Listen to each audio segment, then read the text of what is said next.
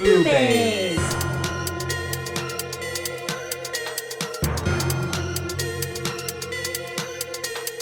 BooBaes.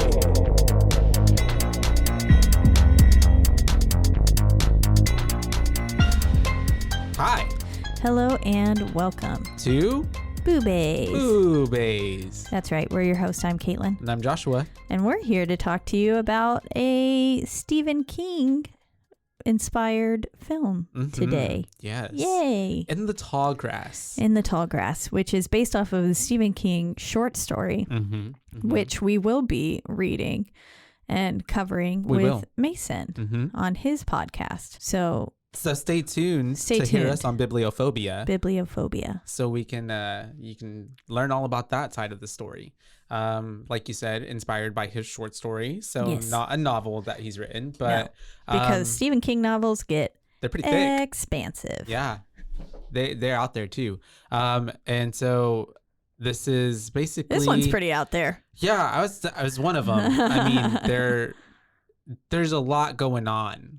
A lot of concept and a lot of idea. Before we watched it, because I had previously seen it. I've seen it before once. Yeah, I had only seen it once when it first came out as well. I didn't remember all the details. Andrew was like, so what is this movie about? And I was like, lots of things. Right? I couldn't really. That's how I feel about it too, because it's like a Groundhog Day movie, but then like a religious undertones. And then like this rock that's apparently been here since before, which fills the millennia, present, and it's like very it's sentient, a god, a divine creature, and then you have, which is a very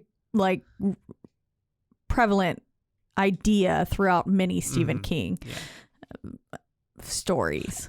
And then not to mention the multi-dimensional time looping warp interdimensional travel that we have with this film. Just overlapping in the most bizarre. It was insane.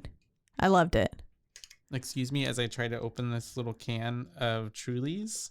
This episode is not inspired by Trulies, but it should be. And inspired. There we go. Inspired by a Truly. Okay, sorry. There we go. I'm drinking live probiotic kombucha. Yum. Love us This some one's kombucha. cherry berry. It kind of tastes like a cherry Coke, like a diet cherry Coke. Okay. Let's see. In my opinion. Oh, yeah. But still kombucha. Yeah, but still kombucha. But it does. It tastes like a little bit of a watered down soda in a way, but not in a bad way that soda tastes when it's watered down. Yeah. You can still get the kombucha part of it. It definitely doesn't taste as much like kombucha because I normally drink Health Aid kombucha. Kombucha to me sometimes can be really funky. And the Health Aid kombucha is really funky. Yeah. It's very like feet.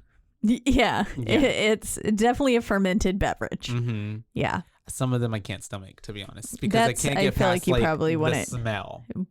Most of the time, whenever I would be like, "Oh, do you want to try this?" People would smell it, and I'm like, "Don't smell it." Yeah, I'm don't smell it. Don't do it. You don't want to do that. It's you just want to drink it. It's like that Drink Aid hangover cure. The one that smells like gasoline. So bad. Yeah, but it works. I also kind of really like the way it tastes. I don't know what's wrong with me. No, it's fine. There's nothing wrong with you. There's everything Anything right that with tastes you. like a harsh chemical. Send it down my gullet. It's basically made for Caitlin. Yes. That's what it is. Instead of an as seen on TV, it's as made for Caitlin. As made for Caitlin. With a C. Which Aitlin. In the Tall Grass was. I thoroughly enjoyed this film. I remember that when the first time I watched it. And I'm excited to read the short story. I didn't. Me too. I wasn't that crazy about it. And watching it now this time, I mean, I still feel okay, that's better than I remembered. Yeah. But I can't say that I'm in love with it. But it is it's a cool concept, and I liked a lot of the themes. And then I guess my favorite part overarching is spoiler alert.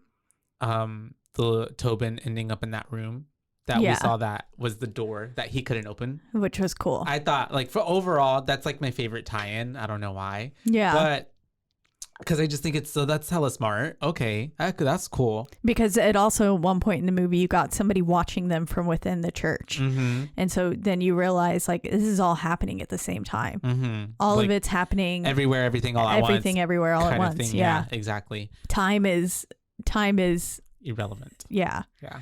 There's no, it's not linear. Scarily irrelevant in this film. Yes. As our people find out. Because if I were in this tall grass field, like I was watching it and I'm thinking like, man, like how long would it wouldn't take long for me probably to break down and like go into a psychotic little, what's it called? Spell. Because the moment they jump and then he gets further away. Oh yeah. I would have been like, nope. I give up. I'm dead. Unalive me right now. Yep. Yeah, because that's terrifying. And then it is. Like it really does at this point seem like it shouldn't be possible. And everything is out of your control at this point, it seems like. So it's just like, whoa.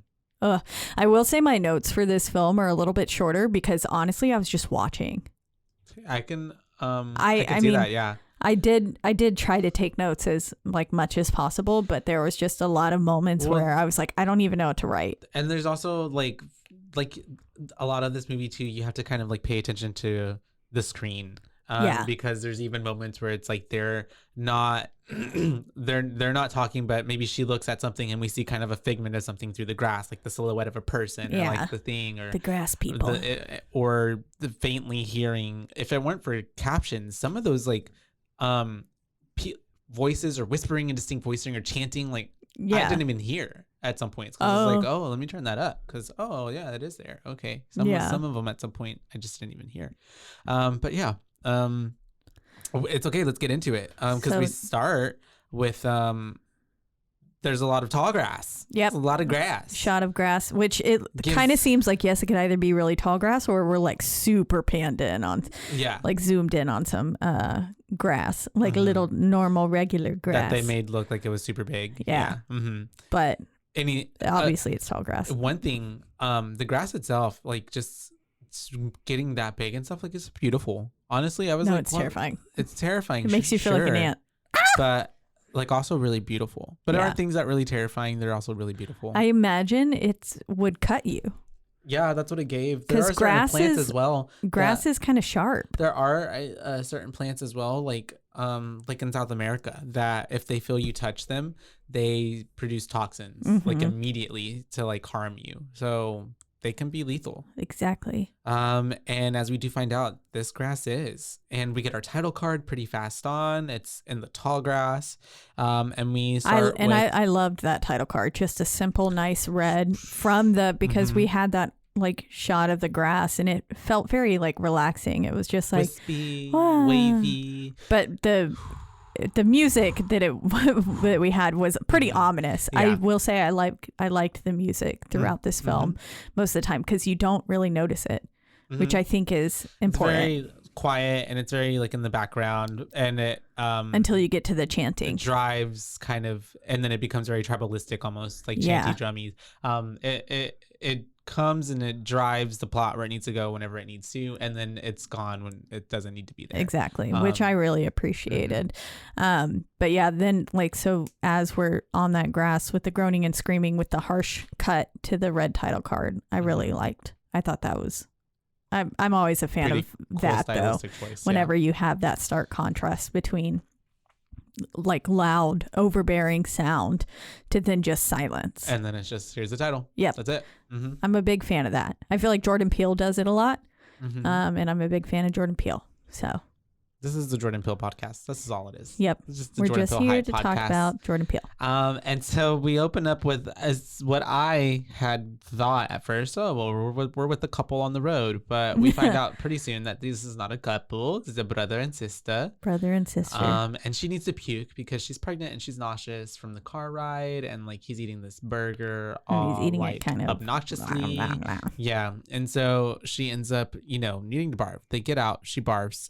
And that's whenever we do have like some little funny banter not funny banter, but a little banter between them of like, her morning sickness and how she should be past it. And so they're talking more. What do you know about a woman's body? Yeah, exactly. Yeah. And that's when you can kind of tell, like, oh, okay, this is more brother sister, but they do end up or best friends. Yeah, something along those lines. He did kind of give gay vibes to me, honestly. Oh yeah, I thought he was gay. A few moments. That's why I thought she said, "What do you know about a woman's body?" Oh, maybe that. Oh, I didn't even get it like that. Okay, that could make sense. That's what I thought. Yeah, but then I also thought it was weird as well later when Travis was like, "You want to fuck your sister," and I was like, it doesn't give that. It just does seem like crazy overprotective. Overprotective, yeah. Yeah.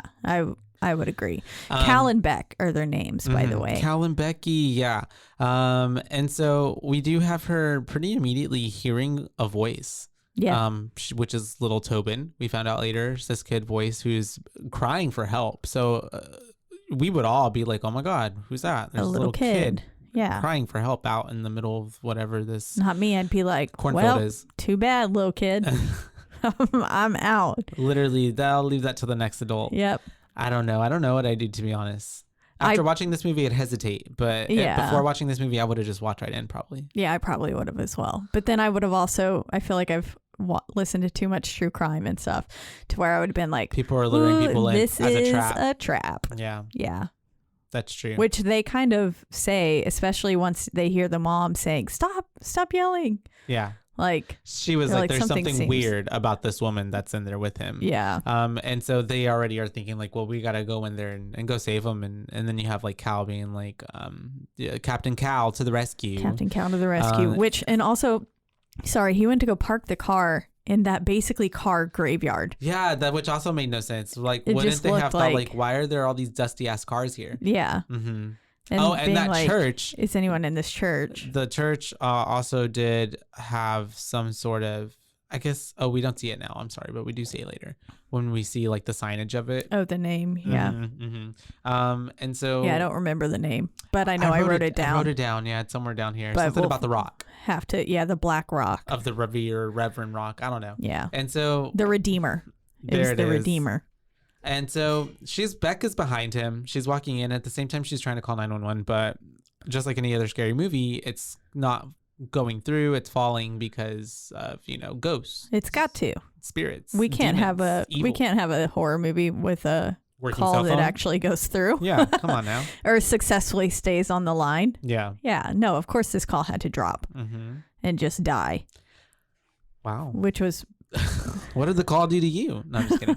But yeah, no, it did die very, very abruptly. And so obviously they couldn't get a hold of anybody. So nobody knows that they're out there. Nobody knows really essentially of their situation other than like, I guess their mom and dad and Travis. And then even if they did go out there, well, they'd be fucked too.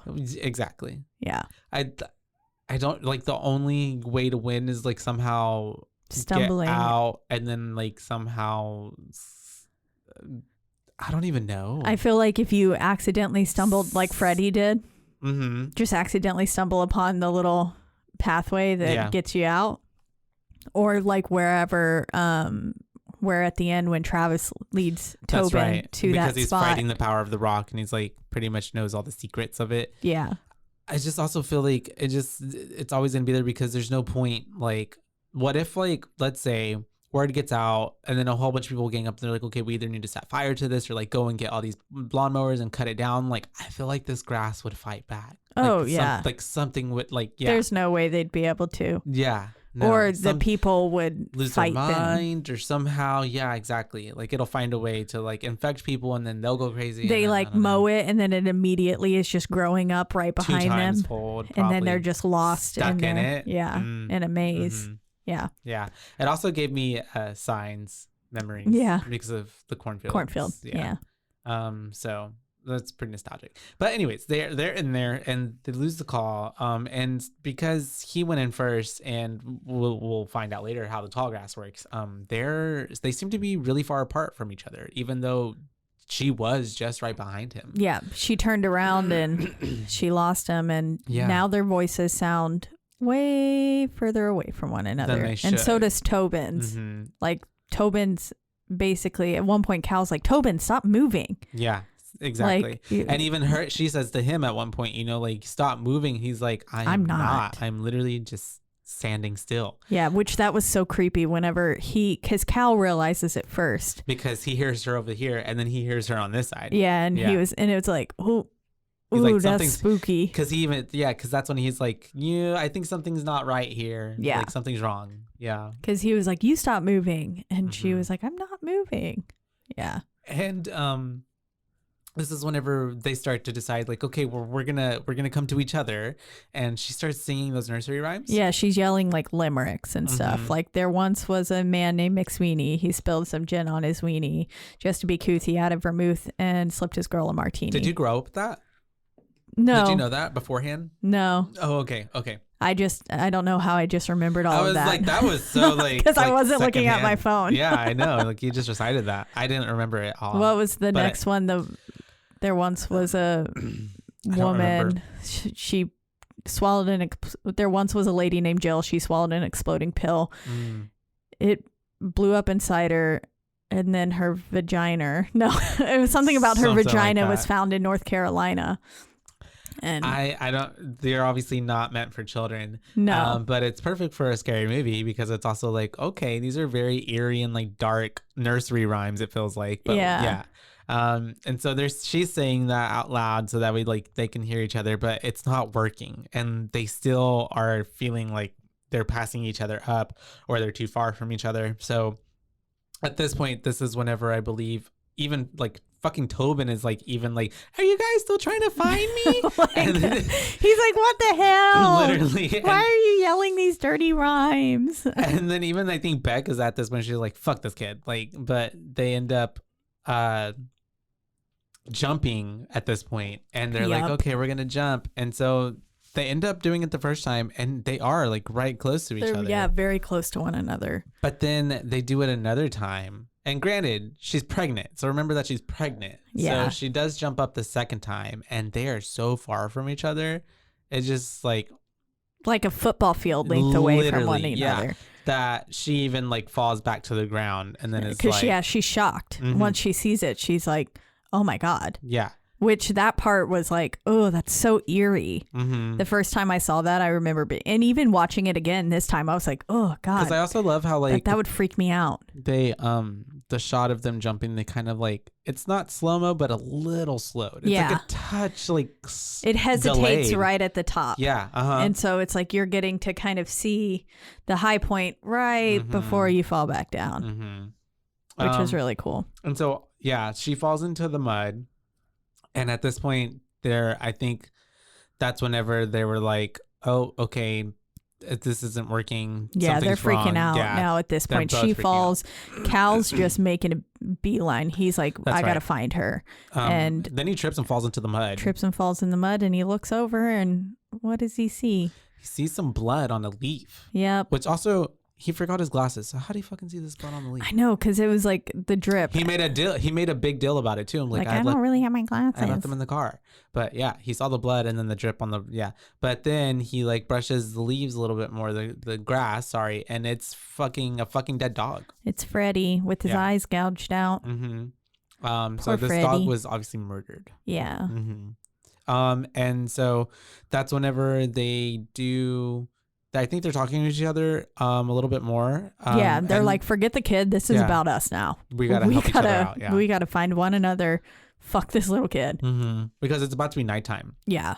And you can tell it's already like kind of dusk. Like it's not necessarily all the way dark, but it's pretty much nighttime definitely right now. Getting that direction. Yeah. And they're still lost. And that's whenever I think at this point Patrick Wilson's character Ross comes up. Yes. Yeah. Yep. This is where she runs into Beck. Ross, and he immediately gives bad vibes. Suspicious. Like, so sus. Like he gives creeper. He gives, what are you doing here? That you're to committing it. Are you really Tobin's dad? Yeah. And also just like at first I was like, I can't remember, because Andrew was like, no, I don't like this guy. And I was like, yeah, no. And then I was like, I don't remember if he's actually Tobin's dad. He is. He ends up being Tobin's dad, but he also just gives Major like the way he is kind of like boss, like telling her what to do and like what, like it's just like creep vibes. Like don't and it already feels like, and at the end whenever he does make those sexual. Oh yeah, like, do you want to feel me inside you? Creep. Like that was the grass talking. No, I'm just kidding. But he gives just like from the get-go major douche vibes. Yeah. And like you just already know like this is going to be not your favorite character. Very type A, the man that tells you you're prettier if you smile. Yeah, exactly. Kind of, and then it's also maddening. Touches your shoulder as he tells you like it's okay to be touching other people and it's not. Yeah, without their permission. Yeah. Consent. It's a real thing, guys. But anyways, he shows up. For most of the part, I'm like, this is Patrick, because I didn't know his name was Ross until pretty much the end of the movie. But Ross is I there. somehow got, I think he says Ross something's the name and real estate's the game. Probably. Is what he said. That gives him his vibes. And so he ends up telling her, like, you know, I can get you out of here. I know the way out. And then that's whenever I think she's even like, well, if you know the way out, like, why are you still in here? Yeah. And he's just like really trying to like almost car salesman up, like it up. He's very trying to divert her attention and like change the subject and being like, well, come on, like we got to go. You got to follow me. Yeah. I'm the only way. And I mean, he does come up out. with a pretty valid response that makes her think put her guard down. And he was like, well, I'm not going to leave my family out here, which again, we can tell is suspicious, but he hasn't been able to find his family yet. And so that she takes that as like an, okay, well, I'll follow you. And then we come back with Cal. He's kind of given up hope a little bit, it seems like. But then Tobin pops up. Fucking Tobin. Tobin looks so creepy. With a fucking dead bird. With his little eyes, too. The way that they're like glowing in the moonlight. This actor is pretty creepy looking, to be honest. He is. Sorry, kid. Sorry, kid, but you're a little creepy. But hey, you'll have a shtick and you can get some roles with that. Yep. But he's also being really cryptic as fuck, because he's like basically saying like, Becky's gonna die. The grass told me, and also you're never getting out of here. You'll be able to find her soon because. Oh, that's right. Yes. It's easier to find things once they're dead. The film doesn't move dead things around, which is such a common thing throughout the whole thread throughout the entire movie. Yeah, this definitely comes back to play. Yeah. Probably in about 20 minutes. Yeah. And so that's whenever we do have him telling him basically Becky's gonna die soon, and the reason I know this is because of the rock, and the rock tells me everything. It tells me to listen to the grass, and this is how I know. And then Cal is like, basically, the tall grass knows all. It knows everything. Cal is trying to ask Tobin, like, you know, if he knows where Becky is, then to show him. And then Tobin is like, you know, okay, I'll take you. I'll show you. And so I, at this point, was thinking, oh, he's going to like, you know, take him to Becky. But no, he ends up taking him to the rock. Yep. The big ass rock. And this is a Tobin that survived other things. Yeah, that's true. Because this is a Tobin that's touched the rock and not the Tobin that we get at the end. Because which that Tobin is a different Tobin. That didn't touch the rock. Yeah. Yeah. And that's because this Tobin looks crusty. This Tobin has been through it. Yeah. He is like covered in mud, blood, scrapes. Like he's been killed before, right? Probably one of the other times. I'm sure by this point. Yeah. Yeah. I'm sure he's been killed multiple times, just like the mom has and stuff. That's so crazy. Just like, but then why didn't the mom like respawn at any point? She was probably trying to stay away from Ross. Maybe she was there the whole time. Just, this is not your movie, bitch. Trying to silently find, because she knew Ross would kill her. Bro, the mom like secretly got out. Didn't tell anybody. And she was just like living a whole deep beep beep. Bye, bitches. I'm out. No more fucking ratty ass kid. No more little kid that doesn't listen. Literally.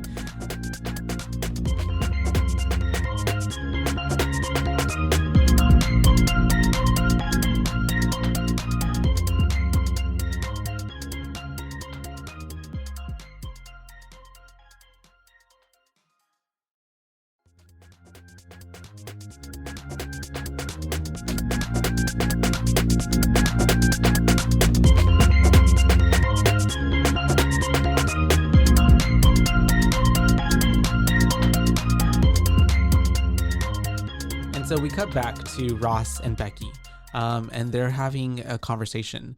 Essentially, he's just, I guess he's trying to get to know her, and he's talking to her about his family and stuff. Saying family is everything.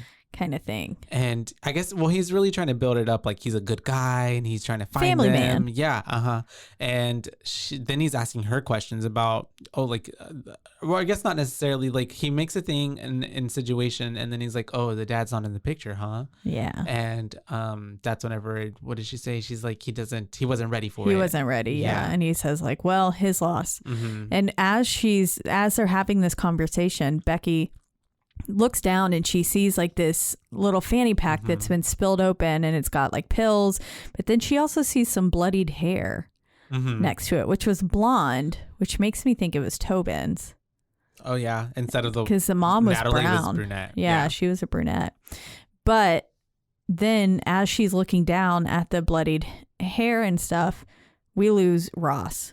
And this part, did it scare you? Scared the shit out of me. It's a good jump scare. I was trying to type, and I was like, I remember finds pills and bloodied hair. I jumped and my phone fell because my arms went fuck, and I dropped my phone. It comes out of nowhere. It really does. It does. I wasn't expecting it. Well, and also too, like a lot of other jump scare moments, like they kind of build, I feel like, longer. Yeah. This didn't really build that long, and it's just like, whoa. It was all of a sudden it was there. Yeah, because you weren't expecting it. Miss Becky ends up running into Natalie. Yeah. Yeah, the wife. But we don't really see anything because it just shows the grass and a lot of movement from an aerial shot, which we do get so many aerial shots of the grass in this film. Yeah. And we're hearing which are screaming. All really cool looking. Yeah, and we hear screaming. Yeah. But I think after that we just get daylight. Cuts to daylight. Yeah. Right. And yeah.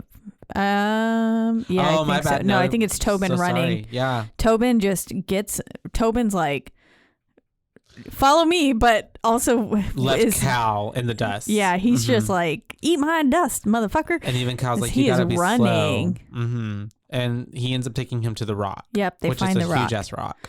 And this is the Tobin that has touched it because he touches it. I hate the way he's like, boy, that sure does feel good. Boy, that feels good. It's so weird. It was. I was like, what the fuck? Is the rock a drug? Because he was basically like, you see, whenever he puts his hand on it, all of he gets little goosebumps, and the hair stands on end on his arm. And then he's like, woo.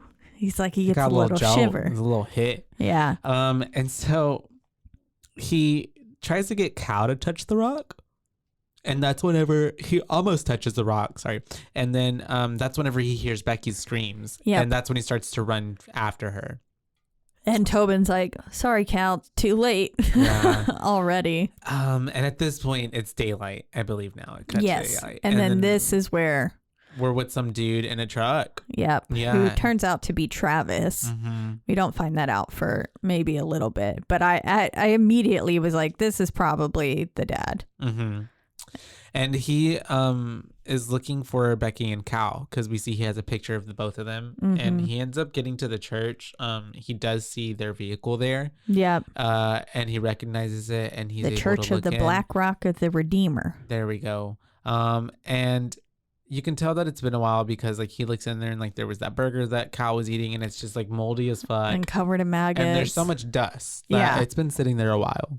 Like the license plate was like blacked out almost with all the dust. He had to sit there and brush it off to even make sure it was theirs. And he ends up walking into the church, which is very green.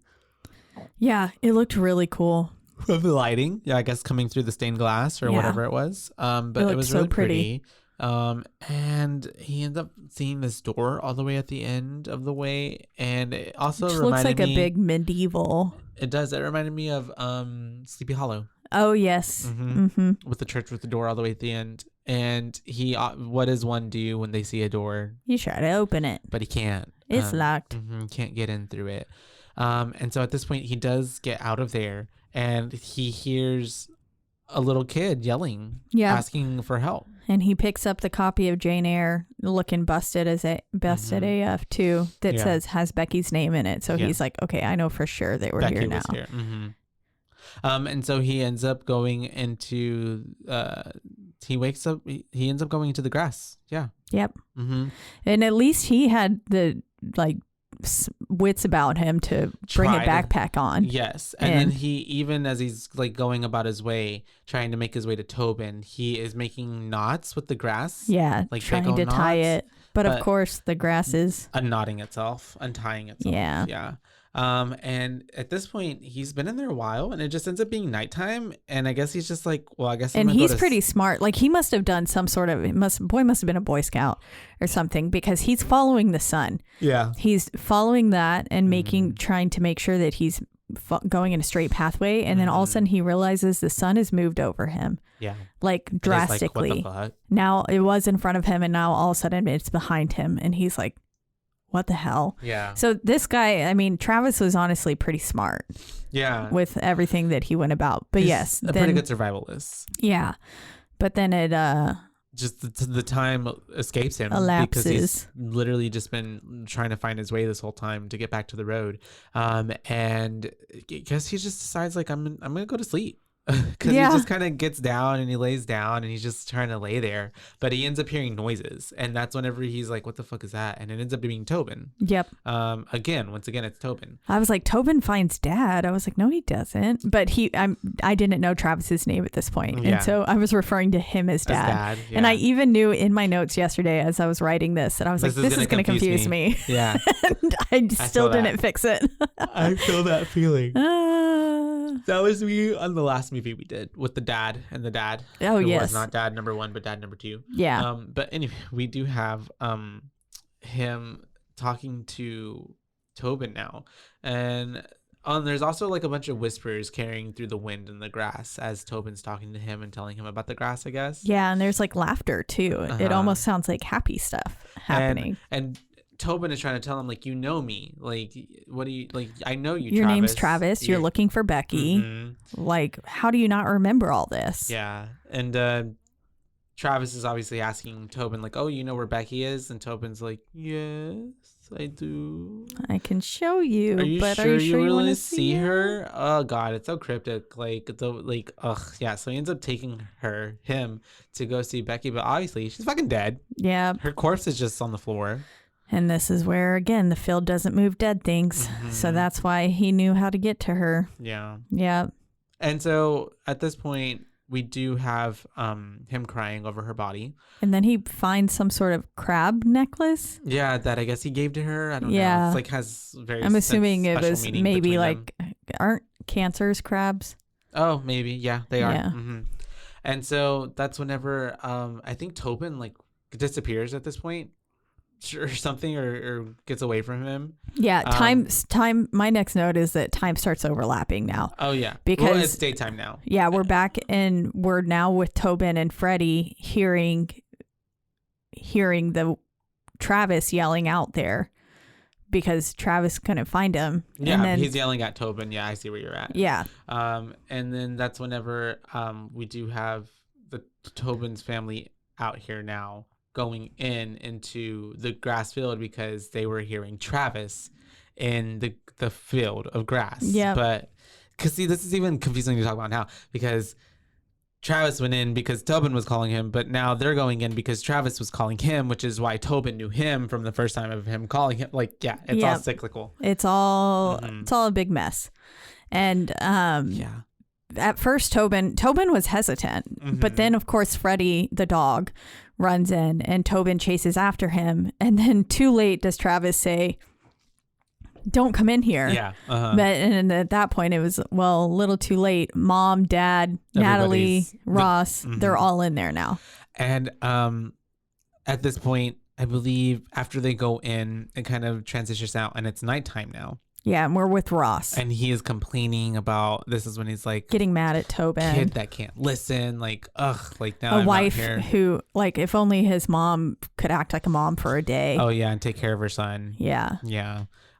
So he sounds like a really shitty person at this point. And so he's just going in there and he ends up very quickly finding the rock. Yep. And he gets his way to it and he touches it. And I think at this point, it fades away from that because we don't really see anything. We're getting like chanting in the grass and stuff like that because it's daytime and stuff. But then now we're hearing Tobin scream again, and it's all happening again. So now Becky and Cal are back out at the start. Yes, and that's whenever they're back there when they first heard Tobin, and this is where we see someone watching from the church as well. Oh yeah, that's right. Yep. And so they end up going into the grass again, but this time they hear Travis in there. Yep. And Travis is now in there, and they're like, what the fuck are you doing here? And he's trying to explain to them, like, I followed you here. And they're like, oh, well, you must have been right behind us. But he's like, no, it's been months. It's been 2 months, actually, since y'all left. Y'all never made it to San Diego. And he has to explain to them, like, your parents are really worried sick, but there's not really any search happening. So that's why I came and, like, went out of my way to try to find you so you get some answers. Yeah, exactly. And they all find each other by, I believe Tobin finds Freddie. That's right, yeah. And he's like, it's my dog. He's dead. And then that's when Travis is like, okay, Tobin, stay where you are. Keep talking. We're all going to come to you. Because Travis knows that the field doesn't move dead things. So Travis does, but this is new Tobin that doesn't know this yet. Yeah. And so it's all a mess. Yeah, very much so. And so as they're talking about all that and they get all that, they end up putting Tobin on, on Travis's shoulders. And they're like, can you make out any buildings? Can you see something? Can you see the road? And he does end up seeing like the top of one building. And so they end up using that as their kind of anchor, and they're just going towards it. Yeah. Essentially. And at this point, Becky's phone, I think, even does something weird. Yeah. She gets a call from an unknown number, or I think it was Cal's phone who got the call, but they answered, and it's someone saying, don't let Cal hurt Travis, otherwise we're just going to be stuck in the same cycle over and over again. And then you hear like screaming, and then the phone cuts out. And she's also been feeling kicks at this point, and she tells Travis that she was going to name the baby Jenny, short for Virginia. Jenny gives me Forrest Gump. And so that's also we do see someone Harry else. Potter. Yeah, it's true. We see someone else is watching through the grass because we see a little blue eye. Yep, someone's watching them, and it's which really is obviously creepy. Ross, because Ross has blue eyes. And so they are close to the building that they're trying to get to, but of course, as like they're almost close to it, Becky ends up passing out. Yeah, and it seems like she's miscarrying because there's blood coming from her yuku. Yep. And at this point too, we do see, like, for some reason it goes to like images of like this baby in utero getting wrapped up in grass. Yes, and you get like this red sequence with the sky filling with red clouds and stuff. It's almost like blood whenever you put like red food coloring into water, and the way that it just billows out. You're getting that across the sky. And we're seeing very much, she's seeing grass head people as well, kind of like visions of all this stuff that we will see later on in the movie as well. Yep. And then, of course, Officer Captain Ross comes out of fucking nowhere to the rescue. And he's just like... He starts performing chest compressions on her, gets her to come back into... Reality, yeah. Whatever this reality is for them. And so she's back, but he just happens to be so helpful and so convenient, but he's a bad guy. Yeah. We already know. So he's being weird, and he's singing some damn folk song as he's like trying to lead them to, because he's saying he knows the way out. He's got the golden ticket for any takers, and it's like just the way, like, who talks like that? Yeah. And he was saying that fate conspired for us to meet and stuff like that, and it's just like all very, again, cryptic. And because Travis is a musician and he used to like play a something, I don't remember, something like that. And Ross was talking about how me, my Gibson, and Jesus, we were going to rock the world. And I went, rock. And then he says how he got the girl pregnant. And I'm like, is that Tobin? Because also, like, Tobin's only like 5 and you're like 50. Like, so I feel like maybe he's just a white dude who aged rather poorly and was probably in his 40s. I guess. I was like, was he supposed to be playing like a 33-year-old, like a 35-year-old, a young father? I don't know. And so he ends up leading them to the rock, which he said he was leading them out, but he leads them to the rock. Yeah. And he's being even more weird. He says nothing but nothing compares to this. And he's going off and sounding like a religious zealot, kind of like a nut. I'd hazard this stone is the center of the center. Because it's in the smack dab in the middle of the U.S. Contiguous U.S. It's basically... What do you say? The center of everything, and he's saying that once you touch the rock, you see all. Basically, you know all and all that stuff. And they're like, "What the fuck? You said you were going to show us the way out," and he's like, "But darling, I have shown you the way out. This is it. Just put your hand on it, and you'll know." And I think it's Travis is the one, or is it Cal? Cal's the one that starts kind of going up and he's looking at all the symbols that are on it. Yeah. He's kind of inspecting it further and he's asking more questions about it. And at this point, that's whenever I think Natalie fucking pops out of the fucking tall grass. Yeah, she sure does. Yeah, she shows up and she was like, she grabs Tobin. Get away from him. He's going to hurt y'all. And he was like, what are you talking about? And then he's like, Mommy's confused, Tobin. Like, trying to coax Tobin back over to him. But obviously Natalie's not having it and everyone else is getting sus vibes from him anyways. So they're like, and also everyone, Natalie. But also everyone is like, also who's this crazy bitch? Because then she's like, wait, I saw you, as she's pointing to Natalie, and she's like, you were dead. You weren't alive. Yep. So now they're like, wait, what the fuck? Now this bitch is saying that she's dead, but she's obviously alive. Becky's here. right here and alive. So then it just seems like there's a whole lot of crazy going on. And that's why he says Tobin mommy seems confused. Yeah. Kind of thing. And then I love how I feel like after, Ross starts going off on his tangent about all that stuff. And then I think Travis is like telling him like, okay, you know what? You just got to let them go. Let us all go. And how Ross goes, or what? And all the grass just stops moving. Yeah. I thought that was pretty sick. It was like, oh shit, is he a god now? Yeah. Like, ugh. And even his delivery, Patrick Wilson played a pretty good bad guy. Oh yeah, he did a great job. He's just, or what? Yeah. Oh, it's so crazy. He did a good job. And so yeah, the grass stops, and then that's at this point whenever I think Travis then is just like, okay, well, I guess I'm gonna do it, because Travis just fucking starts to attack Patrick. And I think even at this point he's like, what, asking for Cal for help or something, but Cal doesn't do anything, and it's just kind of a mess. And then Ross ends up getting the upper hand on Travis. Yeah. And kind of he dislocates his shoulder. That's right. Yeah. I think is what it is. To fall on the ground. Yeah. And so at this point he ends up getting back to Natalie. Which this part is fucking brutal. Yeah, because he's talking to them and he's just got his freaking hands on her head, and you already know what's about to happen. And he's I think Tobin is just like, begging him not to hurt Mommy, and then he's just like, it's okay, Tobin, Mommy's just flesh. All flesh is grass. And all flesh is grass. Yeah. And just squishes her head. Crush the mom's skull like a watermelon. And then this cues them to start running. Freaking out. Yeah. He was like, you can't run from redemption. Mm-hmm. And it was like, ah. And then all of a sudden, Freddy's alive again. We got another Freddy. Yeah. Who's survived it all. Literally. And they make it to the bowling alley. They do. They finally make it to that building that they'd been trying to get to all along. Which also, why the fuck is there a bowling alley? I know. In the middle of this fucking tall grass. Yeah. Like, what? Who knows? What the fuck? Very bizarre. So yeah, they end up getting there. Cal has to pop Travis's shoulder back into place. And then Travis and Cal get into the dumbest fucking argument ever. Start fighting over Becky, basically. Literally. This is where we were saying Travis was like, it seems like you want to fuck your sister, kind of thing. Fucker. And it was like, okay, you brought that a little far. Sister, I don't think cousin, what's the difference? Yeah. I'm just kidding. And so that's whenever Patrick, I think, even then gets to them. And so their fight has to kind of, because they're not even done, they're not over it, but their fight has to get, they have to put it on pause because Patrick Ross is here. And he ends up chasing them essentially up to the roof. Yeah. They make it up to the roof. Mm-hmm.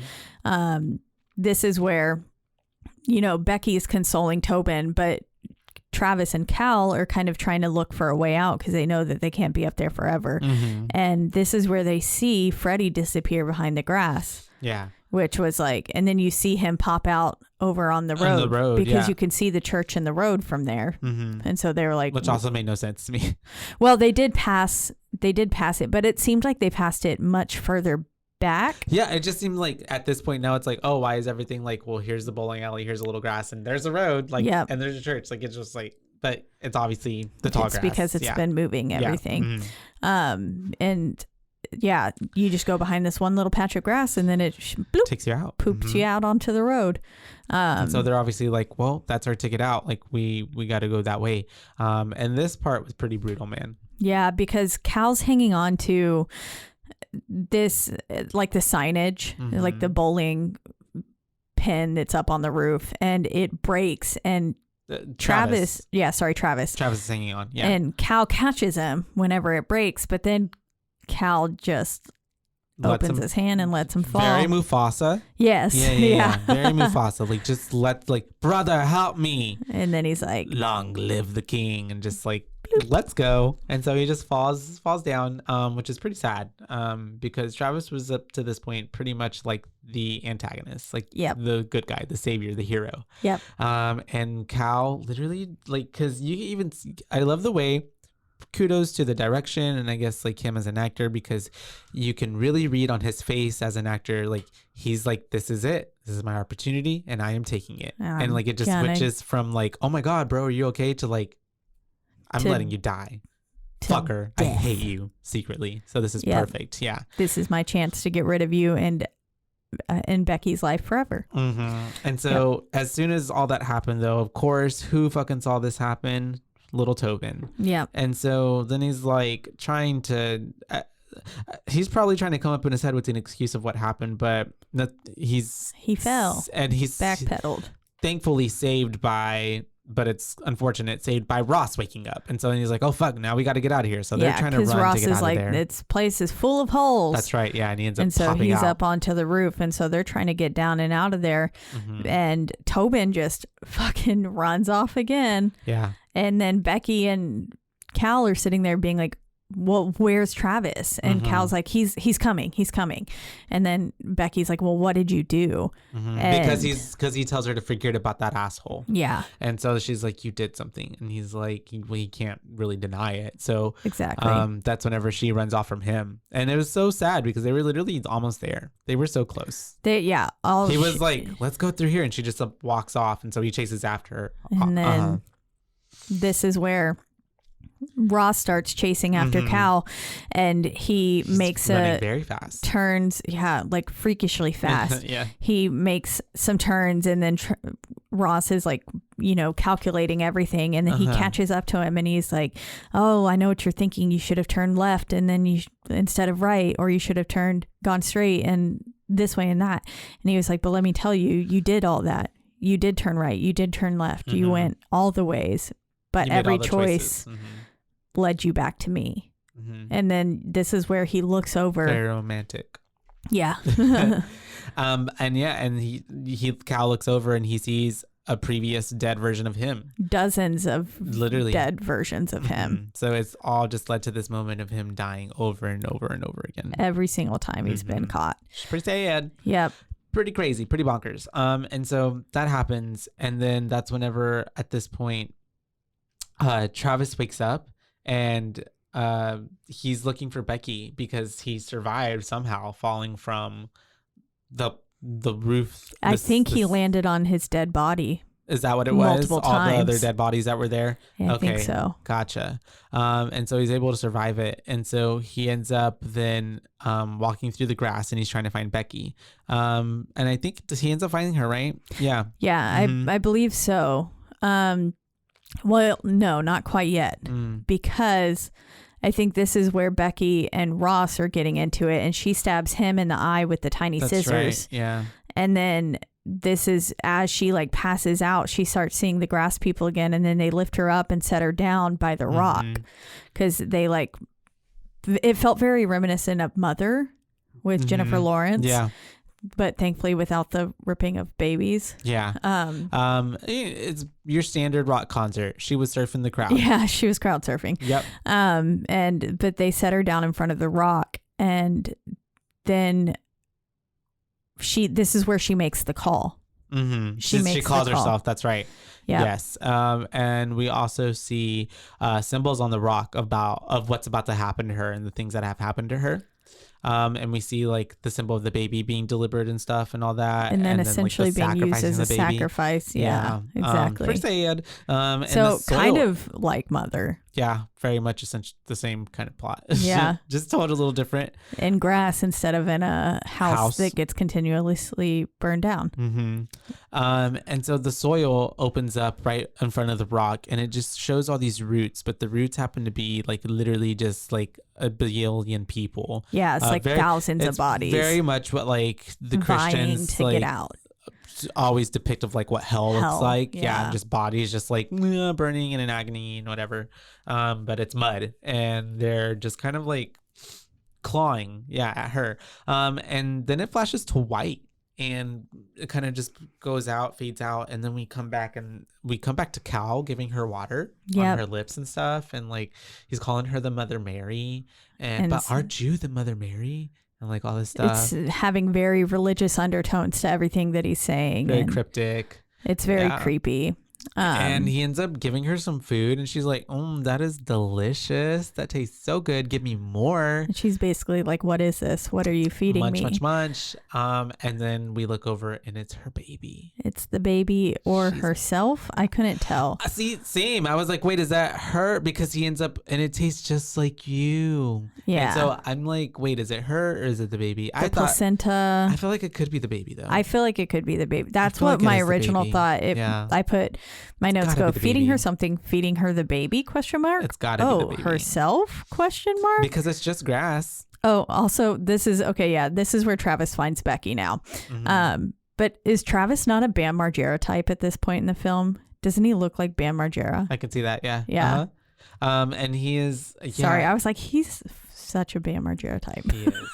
And he ends up finding her back at the 13-year-old me had a crush on him. And she is mumbling about the baby, and then like Tobin comes out and says Ross is like, my daddy killed the baby, and he's gonna just keep on killing us, and he's gonna keep doing it over and over and over again. And he killed Cal too. But then we have Travis and Ross fighting because Ross comes out of fucking nowhere again because he's been watching him this whole time, as he has been. The whole time. Yeah. And that's whenever Ross ends up grabbing a bone out of the ground and he ends up fucking like stabbing Travis really bad. Which was pretty brutal. It was pretty cool. And he picks up Tobin and he breaks Tobin's neck. No, I'm just kidding. I was that would have been pretty brutal. Fuck, he did? No. I thought he just tried to make him touch the stone. So he does. He's just trying to make him touch the stone, but before he can make him touch the rock, Becky ends up coming out and blinding his other eye with that crab necklace. Yeah, and stabbing him. And that's whenever Travis gets up and is able to then finish off Ross by like getting some grass and choking him out essentially with the Travis kills Ross with the grass. Yeah, which is what was giving him life. Exactly. And that's pretty much what happens in a nutshell, and then Becky is dead. Becky is dead yet again.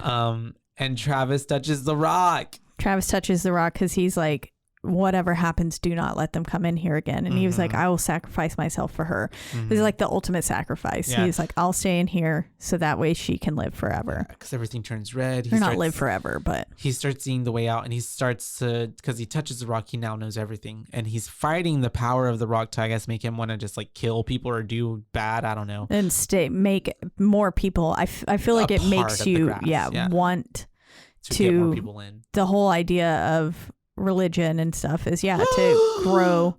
That's the whole message. Yeah, I didn't even get that until just now. That makes sense. It's to grow your congregation. More and more people, more and more people, brainwash more people. That's why Ross kept bringing them to the rock, saying just touch it, because he's trying to get more people to stay there, and it's just getting more people to be in the grass.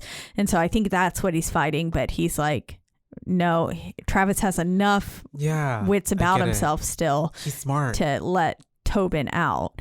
And so he leads Tobin, he runs him to this spot and then basically picks him up and then sets him down inside the church, which was pretty wild. And then he exits the door of the church and walks out of the church and leaves the church. It was so cool. Oh, that is so metaphorical. Yeah. Oh, I didn't even get that until just now. Yay. I mean, I picked up on the the religious undertones. Yeah. But I didn't even think about it in that context. Oh, that's so true. Okay, cool. He left the Church of the Redeeming Black Rock. I like this movie way more now. Well, good. Okay, and Yay. so yeah, he ends up setting Tobin free, and Tobin is able to then walk out of that church. And as soon as he walks out, we're back at the cycle starting over because Becky and Cal are at the car, and they're just about to go in and start chasing after Tobin in the grass. But Tobin goes out there and is just like, "Don't do it. Don't listen. Please don't do it. Please don't go in there. Don't go in there. I know it sounds like me, but just let's get in the car and I'll explain." Yep. Mm-hmm. But let's just get away from here. And Cal is even about to go in, but then Tobin shows Becky the little necklace. The crab necklace, and they have the same necklace. And so she's like, something's not right here. Let's trust this kid. And she's like, who gave this to you? And he says, Travis. And then that's when Becky's like, okay, no. Yeah. Let's get in the car. Something's not right. And they get in the car and she decides, no, we're going to go back, take him to a police station in Topeka and not head to San Diego because I'm going to keep Jenny. Exactly. And stuff. Yeah. And then even Cal's like, are you sure? And she's like, yes. He's like, what about that family? And she's like, I have my own family now. And we end with a shot of Travis hearing them drive off and he just lays down. And I think this is the end of this Travis. And he dies. Yeah. I think. I guess, yeah. And then I don't know if that means that there's somewhere in this world, I guess there is a Travis that never did come in there. Yeah, because he never went to look for him. Exactly. That's what I'm thinking. But, and then maybe. But does Tobin have a family then? That never possibly with another Tobin? There has to be, because. Otherwise. Because they only went in there because Travis was in there. And if Travis never went to go look for Becky and Cal, then they would have never gone in there. So, yeah. But I wonder if then does that mean that there's now two Travises and two potentially multiples of. Or it's all just because they stopped the loop. It never happened. But since they're driving back to Topeka. I think. Does it get there? I think there would maybe be two Tobins. Yeah. Yeah. Or one Tobin will cease to exist. And then he just happens to be here. And then they're like, oh shit, why the fuck is Tobin all the way in Topeka? How did that happen? Weird. Yeah. Something like that. I don't know. Can't think about it too hard. Because I don't understand how time works. I'm ready to rate. Yes. I was going to come in here and give this hoe a 2. Really? But you know what? I'm giving it a 3.5. Because now I get it. Now I get it a lot more. Yeah. Yeah. Yeah. I didn't put those two together like that at first. The whole now, and especially, and I already told you at the beginning how I really loved how he ended up being in that room in the church and then leaving it. I was like, such a cool tie-in. Now it's even more of a tie-in because it's even metaphorical of him now saving him and then putting him in the church, but then he's exiting the church. Which I feel like is kind of a lot of people who grew up in the church as a kid, myself, who and me and you, who grow up in it, and then you are able to then actually grow up, create your own thoughts, your own ideologies, not create, but figure out what's for you and what's not. And it just makes a lot of sense. It's just yeah, okay. So I would give it a 3.5 because that's pretty cool. And I also really like the whole multi-dimensional, interdimensional, I don't know, we have multiple of the same people, but not. And then I kind of like Barbarian. I do enjoy how the movie started with we start with them and then we cut to a whole nother story and then we cut to another story and then they all tie in together. Yeah. Yeah. I thought that was pretty cool. That was cool. I did like that. I am almost inclined to give this movie a 5. I really enjoyed it. I think I'll give it a 4.5. No, what? Fuck it. I'm going to give it a 5. Give it a 5. Yeah. If you want to give it a 5, give it a 5. I think I'll give it a 5 because overall, I thought the acting was great from everyone. There's not a single moment where I questioned anyone's acting. The music, everything from the score to the way it was shot, I thought that maybe I would be a little put off by the red scenes and the baby getting entangled in the grass and stuff. Travis's heart getting with the grass whenever he touched the rock. Yeah. I thought that maybe I wouldn't like that, but I do like it. It's a cool visual of like what's happening inside them. Of them literally becoming one with the grass. Yeah. And it's like they accepted the grass into their heart. I will say though, that kind of almost didn't match the tone of the rest of the movie. Yeah. But maybe it's supposed to. Like, I mean, the whole becoming a part of that religion with the rock is out of place, and it's otherworldly. It's this other entity, and I think it needed.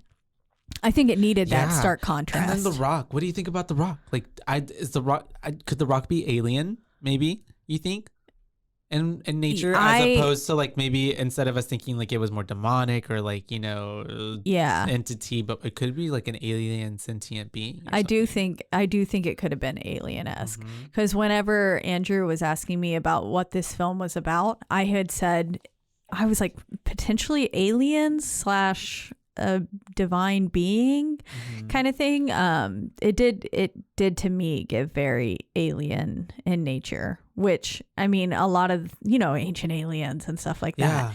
It felt very much like that with the runes and the carvings and everything on it, and just being this thing that all these civilizations before us, and like what we knew. I mean, and if you watch, like I was watching this one show called like Ancient Apocalypse or something, because I love shit like why that. Not? Yeah. And it was just talking about like all the different civilizations that existed before like the Ice Age, and stuff like that, and how they had these advanced like places and stuff like that, and how and it just takes they got wiped out, and now it's just so much time has passed. That was a millennia ago, and now we're in our whole separate timeline. Exactly. That's wild. So it's just bizarre to think about. And this did give like alien intervention / just some sort of god, otherworldly being, another interdimensional being. Because then it's like, who created the church? Like, who built the church? Yeah. Like, who made that room? Who, like, all of it? Like, some sort of follower, I suppose, took it over and took it upon themselves to bring more people to the rock, and they thought they needed a place to congregate. But I don't know. Yeah. So I'm going to give it a 5. I liked it. And overall, love it. 3.5. So between us, that's a 4. 4. Yay. A 4 for 2019's In the Tall Grass. Wait, I don't think that's a 4. If I gave it a 3.5 and you get it a 5, I think it's like a 4.2. Yeah, like 4.25. Yeah. But yeah, In the Tall Grass. We watched it on Netflix. Yes. We're going to be covering a lot of films over the next few drops that are on Netflix. Shout out to Netflix. Please sponsor us. Yeah. Right. Like if only we could get Netflix to sponsor. I don't think they need us. Yeah. Well, they might after they take away these password sharing. When does that start? I don't know. I don't even know. Hopefully not before this month is up, because I don't have my own Netflix. I share mine with someone. Sorry to them. And so, please follow along. Keep up with us. We'll also be on Bibliophobia, another great podcast that is on Rogue Media, covering the short story version of In the Tall Grass. Which and we can do a little comparison with the film, which would be fun. And we're going to be covering also a couple other films that we already know of. We're going to be doing In the Mouth of Madness. That is a listener request. Yes, from Kenny. Super excited to cover it. I actually already watched it. Really? I haven't watched it yet. I'd never seen it before. It was actually a pretty good movie. I'm excited to watch it. Very 90s, but pretty good. Came out in 94, the year we were born. So cool. Love can't go wrong. And it has Sam Neill, dude from Jurassic Park. Yeah. And we're going to be covering His House. His House. Yes. I'm so excited. This one was one of my picks, and I hope that you love it as much as I do. No, I'm just kidding. And then we're, who knows, but we're going to be covering some other shiz too. Lights Out. Oh, I'm super excited for that one. Yeah. Honestly. Lights Out. I'm excited for Lights Out as well. It will be coming to Netflix on April 11th. So if you want to watch it with us, please do so, and let us know your review or something, your boo rating, so that we can. How you felt about them. Say it. We'll make sure to tag you. Yes, exactly. But as always, please make sure that you rate. We're in the lovely Rogue Media Network studios. I was like, let me let you do that. And you can listen to our show and a bunch of other great shows like Bibliophobia, right? And other shows on roguemedianetwork.com. That's right. And you can also listen to us on a slew of other podcasting platforms, the biggest two being Spotify and also Apple. But wherever you do listen, don't forget to rate, review, like, and subscribe. That's right, because that is the only way we can get ahead in this world. And then if you would like to let us know your thoughts on any of the films we just talked about, if you have any new listener requests that you'd like to give us, please reach out to us on our one social media platform, which is Instagram, and that is at BooBaes Podcast, and that's at BOOBAES, because we're your BooBaes, not your BooBabes. That's right. And then until next time, you guys. Bye, babes. Bye, babes.